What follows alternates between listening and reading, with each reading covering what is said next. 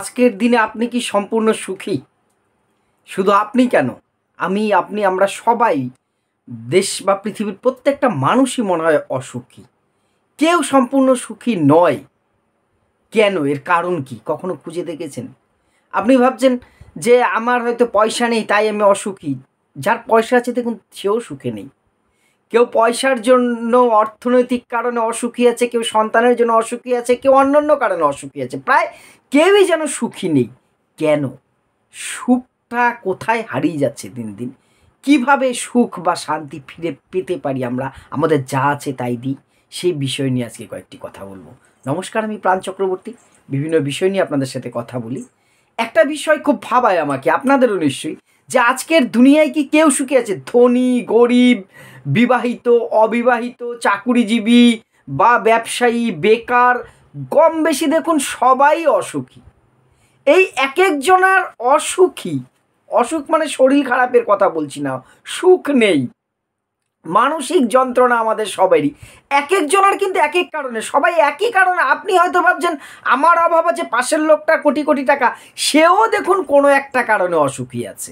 অর্থাৎ কেউ পয়সা নেই বলে অসুখী, কেউ হয়তো তার রূপ চেহারা নিয়ে সে অসুখী। আমি যদি আরেকটু ফর্সা হতাম, যদিও ফর্সাকালে কিছু হয়েছে না, আমার হাইটটা যদি আরেকটু বেশি হতো, দেখুন সে সব কিছু থাকার পরেও, সে এত টাকা পয়সা থাকার পরেও হয়তো অসুখী। কেউ আছে আমার সন্তানটার পড়াশোনা হচ্ছে না, ওর ছেলে এত ভালো রেজাল্ট হচ্ছে, আমার হচ্ছে না কেন, এই নিয়ে অসুখী। কেউ হয়তো সন্তান হচ্ছে না বা তাই নিয়ে অসুখী আছে, ঠিক আছে। আবার কেউ নিজের কাজের প্রতি স্যাটিসফ্যাকশন নেই, অর্থাৎ আমি যে কাজটা করছি সেটা আমি তাতে সুখী নই। অথচ যে লোকটি বেকার সে আমার কাজটা পাওয়ার জন্য স্বপ্ন দেখে। এটা হয় কিন্তু।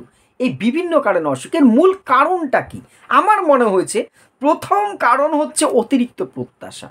সে গৌতম বুদ্ধ কবে বলে গেছে না, জীবন দুঃখময়, দুঃখের কারণ আছে, দুঃখ নিবারণ করা সম্ভব, দুঃখ নিবারণের উপায় আছে। সেই চারটি সত্যের কথা, আর্য সত্য, রিয়েল ট্রুথ পড়েছি আমরা ছোটোবেলায়। ঠিক সেরকম আমাদের অতিরিক্ত প্রত্যাশা। দেখুন আমরা কেউ চাহিদা আমাদের লাগাম পড়াতে পারেন, এটা আমার আপনার মানুষ, প্রত্যেকটা মানুষের একটা সমস্যা। ধরুন আমার কাছে পয়সা নেই, আমি রাস্তায় যে 50 টাকা যদি কুড়িয়ে পাই প্রাথমিকভাবে খুব খুশি হবো, পরক্ষণে ভাবো 50 টাকা না হয়ে এটা 500 টাকা হলে বেশি ভালো হতো, ঠিক আছে। যদি 500 পেতাম, সে যদি 2000 হতো তাহলে আমি এই করতে পারতাম, 2000 পেলে 10,000 হলো। অর্থাৎ আমি যাই পেয়েছি তাতে আমরা কেউ সুখী না। আমরা অতিরিক্ত প্রত্যাশা করি, মানুষকে দেখাতে চাই বেশি, আমরা শো অফে পছন্দ করি, এবং এটা ভাবি না আমি যেমন দেখাতে চাই তাহলে লোকেও আমাকে দেখাচ্ছে, সেটা ভেবেই আমরা কষ্ট পাচ্ছি। আমরা নিজেকে নিয়ে যতটা না অসুখী, অন্য ভালো আছে এটা দেখে আমরা বেশি অসুখী আছি। এটা কিন্তু মানে একটু কঠিন কথা হলেও এটাই বাস্তব। আমরা অন্য ভালো আছে এটা দেখে আমরা কষ্ট পাই, এটা স্বীকার করুন আর না করুন।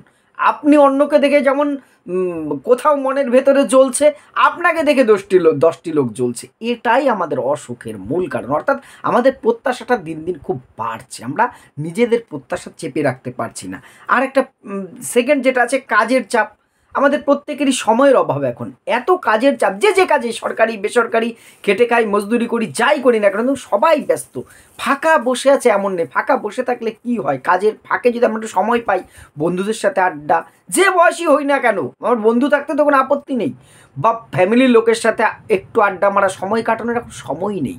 ফলে আমার চাপ বাড়ছে, যা অসুখে, মনের অসুখে আমাদের মধ্যে নিয়ে আসছে।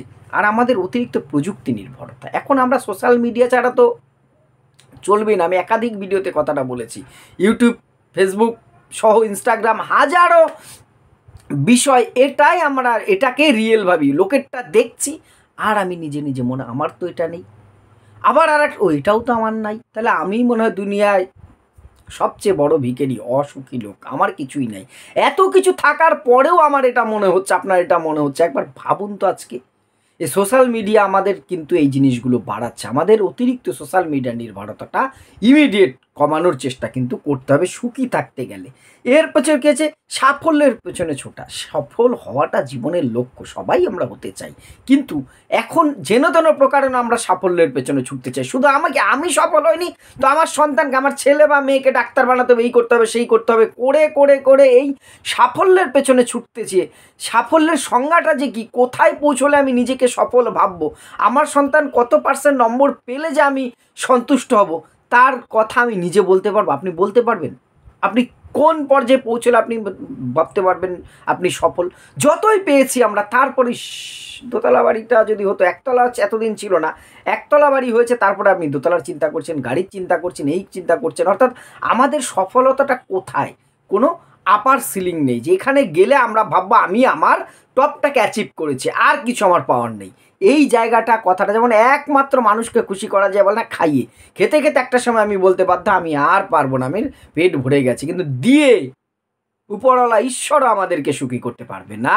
শেষ আমরা কিন্তু কোনোদিন বলবো না আর আমার কিছু চাই না, এটা কোনোদিন আমরা বলতে পারবো না। এটা হচ্ছে আমাদের অসফলতার একটা, মানে অসুখের একটা বড় কারণ। আর এখন পারিবারিক দূরত্বটা খুব বাড়ছে। আগের মতন আছে বলুন তো পারিবারিক সম্পর্ক? ভাই ভাইয়ের মধ্যে, বোনেদের সাথে, মামা বাড়ি, পিসির বাড়ি, পিসতুতো দাদা, মাসতুতো বোন, এই যে রিলেশনগুলো দিন দিন দিন দিন গায়েব হয়ে যাচ্ছে, তাই না? ওই কোনো ওকেশনালি দেখা হয় বছর 2 বছর পর একবার, অমুকের বিয়েতে, তমুকের ছেলের অন্নপ্রাশনে। তাছাড়া সেই আত্মীয় বাড়ি যাওয়া, আত্মীয়দের সাথে মেলামেশার মধ্যে কিন্তু না একটা আলাদা মনে একটা স্ফূর্তি আসতো, শেয়ার হতো, ভালো মন্দ, ঘুরতে যাওয়া। এগুলো কিন্তু আমাদের ভারতীয় সমাজের সিস্টেমগুলো কিন্তু খুব ভালো ছিল। আমরা তো নষ্ট করছি জেনারেশনের পর জেনারেশন ধরে, যার ফলটা আমরা কিন্তু এখন ভোগ করছি। এটা ভবিষ্যৎ প্রজন্ম আরও বেশি ভোগ করবে, কারণ এক সন্তান নীতি চলে এসছে, এদের কোনো আত্মীয় বাড়িই থাকবে না পরবর্তীকালে। এইটাও একটা বড় ব্যাপার। আর প্রতিযোগিতার চাপ, আমরা সবাই প্রতিযোগিতায়, নিজেও প্রতিযোগিতায় নেমেছি, নিজের সন্তানদেরও প্রতিযোগিতায় ছেড়ে দিয়েছি। ফার্স্ট হও, আমাকেও বাড়ি করতে হবে, গাড়ি করতে হবে, এ করতে হবে, সে করতে হবে। শেষ নেই চাওয়া নিয়ে ব্যস্ত জীবন। কী যে চাই, কেন চাই, জানি না কারণ। এর পেছনে আমরা ছুটে চলেছি। প্রতিযোগিতা, সবাই ফার্স্ট হতে চাইছে, সেকেন্ড থার্ড ফোর্থ কে হবে রে বাবা? কেউ না, সবাই ফার্স্ট। এই প্রতিযোগিতা আমাকে ভালো থাকতে দিচ্ছে না। আর এরপরে আছে আর্থিক চাপ। বর্তমানে যা দ্রব্যমূল্য বৃদ্ধি, এটা একটা বড় কারণ। এটা আমাকে প্রথমে বলতে হতো। আর্থিক চাপটা কিন্তু আমাদের মারাত্মক বাড়ছে। সবাই যে কাজই করি না কেন, বেতন বা আমাদের উপার্জন খুব কম বাড়ছে, কিন্তু সে ছোটই থেকে যাচ্ছে, আশেপাশের মূল্য বৃদ্ধিটা অনেক বড় হয়ে যাচ্ছে। ফলে আমাদের পক্ষে একটাই চিন্তা, এই পয়সায় আমি সংসার চালাবো কী করে, আমি ভবিষ্যৎ পরিকল্পনা করবো কী করে। ফলে আমরা অসুখী হতে বাধ্য হচ্ছি। তার সাথে আছে রোগ বেরোগ। প্রতিটা বাড়িতে এখন রুগী। আমি সুস্থ, আমিও দিনে ওষুধ খাই, আপনার বাড়িতেও ভগবান করুক, ঈশ্বর করুক, আপনার বাড়ির কেউ যেন অসুস্থ না হয়। কিন্তু তারপরেও দেখুন, আমরা প্রত্যেক বাড়িতেই কোনো না কোনো ওষুধ চলছে রেগুলারিটি। অসুস্থ লোক থাকলেও খাচ্ছে, সুস্থ লোকেরও নানান সমস্যা। ফলে এই রোগ ব্যাধিটা আমাদের মানসিকভাবে, শারীরিকভাবে তো করেই, মানসিকভাবে খুব অসুস্থ করে তোলে আমাদের। এই সমস্ত কারণে আমরা প্রত্যেকেই অসুখী, সে টাটা বিড়লা থেকে আমার মতন সাধারণ মানুষ। এবারে তাহলে এর সমাধানের উপায় কি? আমার মনে হয় কতগুলো উপায় আছে, যেটা প্রকৃত সুখ বোঝা। আমরা বুঝতে চাই না সুখ কিসে। আপনাকে যদি প্রশ্ন করা হয় কিসে সুখী তুমি, আপনি বলতে পারবেন গুছিয়ে সংক্ষেপে এক কথায়? পারবেন না, আমিও পারবো না। আমি লেকচার দিচ্ছি মানে আমি পারি তা নয়। আমরা সুখ মানে বুঝি প্রচুর টাকা পয়সা, বিরাট বাড়ি গাড়ি, সন্তান, বিরাট বড় চাকুরি করে ব্যাস সুখী। সেইটা যদি ভগবান উপরওয়ালা আজকে রাতেই আমাকে কমপ্লিট করে দেয়, কাল দেখবেন নতুন অসুখ হয়ে গেছে আমার, এইটা আমার নেই কেন? ফলে এই জায়গায় দাঁড়িয়ে আমরা সুখ, আমার যা আছে তাই নিয়ে যদি আমরা শান্তিতে থাকি, যে আমার যা আছে এটা হাজার লোকের স্বপ্ন এই জায়গায় পৌঁছানো, এটা কিন্তু সত্যি। আপনার যা আছে আপনাকে এখানে পৌঁছানোর জন্য অনেক লোক সেটাকে তার স্বপ্ন ভাবে। এটা যেদিন থেকে ভাবতে শিখবেন, দেবেন আপনার মনে হবে আপনি অনেকটা ভালো আছেন। এটা আমাদের বুঝতেই হবে। প্রত্যাশা কমান, আমাদের চাহিদাটা, প্রথমেই বলেছি আমাদের চাহিদা আমাদের অসুখী করে দেয়, আমাদের মানসিক কষ্ট দেয়। চাহিদা তো চাইবে, মানুষ তো চাইবে, আমি তো চাইবে আমার এটা হোক সেটা হোক, আরও কিছু চাই, কিন্তু চাহিদার মধ্যে একটা লাগাম পড়াতে হবে। ঘোড়া ছুটতেই চাইবে, কিন্তু তার স্পিড কমানোর জন্য লাগাম আছে, ডানে বায়ে সরানোর জন্য লাগাম আছে। তা আমাদের নিজেদেরই করতে হবে, কিন্তু নিজের চাহিদাটাকে কন্ট্রোল যদি না করতে পারি সমস্যা মারবে। আর ছোট ছোট জিনিস আনন্দ করছে, আমার সংসারে যা হয়েছে, আমার একটা ছোট্ট ঘটনা ঘটেছে, সেটাই আপনি নিজে সেলিব্রেট করুন, সেটাকে খুব আনন্দ, খুব ভালো হয়েছে, আমার ছেলে পাস করে গেছে, অন্তত 90% না পাক, 40% পেয়ে পাস করে গেছে, আমি ঠিক আছে বাবা, পরের বার কিন্তু পড়াশোনা করতে হবে।